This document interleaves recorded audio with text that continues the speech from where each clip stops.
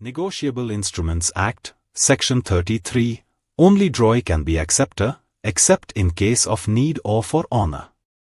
Section 33 of the Negotiable Instruments Act, 1881 specifies who is legally competent to accept a bill of exchange and thereby assume liability as an acceptor. This provision ensures clarity in determining who can validly bind himself by acceptance and prevents unauthorized persons from incurring obligations under a bill. 1. Acceptance by drawee only.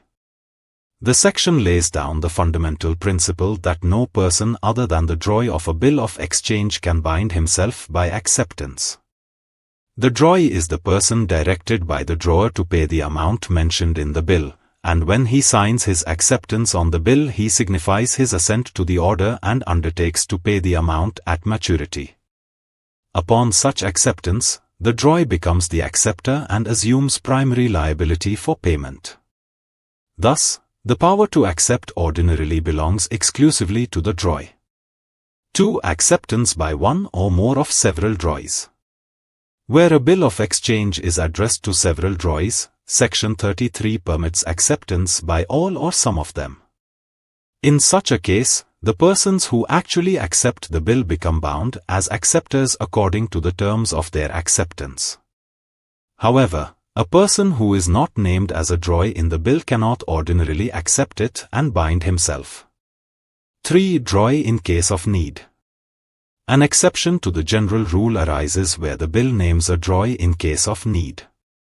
A drawee in case of need is a person designated in the bill to be resorted to if the original drawee refuses to accept or pay the bill. If the bill is dishonored by non-acceptance, the holder may approach the drawee in case of need, who may then accept the bill. When such person accepts the bill in accordance with law, he becomes bound as an acceptor. 4. Acceptor for honor. Another exception is the acceptor for honor. An acceptor for honor is a person who, after a bill has been dishonored by non-acceptance or non-payment, voluntarily accepts it for the honor of any party liable on the bill. This acceptance is made to protect the credit of the party for whose honor the bill is accepted.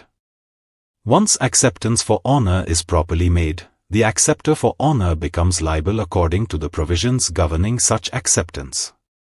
5. Exclusion of all other persons. Section 33 clearly states that no person other than the drawee, all or some of several drawees, a drawee in case of need, or an acceptor for honor can bind himself by acceptance. This means that if any other person signs the bill purporting to accept it, such act does not constitute a valid acceptance under the Act and does not create the legal status of an acceptor. 6. Purpose of the provision. The object of Section 33 is to maintain certainty and order in negotiable instrument transactions. Since acceptance creates primary liability to pay the bill at maturity, the law restricts this power to specified persons. By limiting who may accept a bill, the Act ensures that liability arises only in clearly defined circumstances and prevents confusion regarding the identity of the person primarily responsible for payment. For more details, contact us.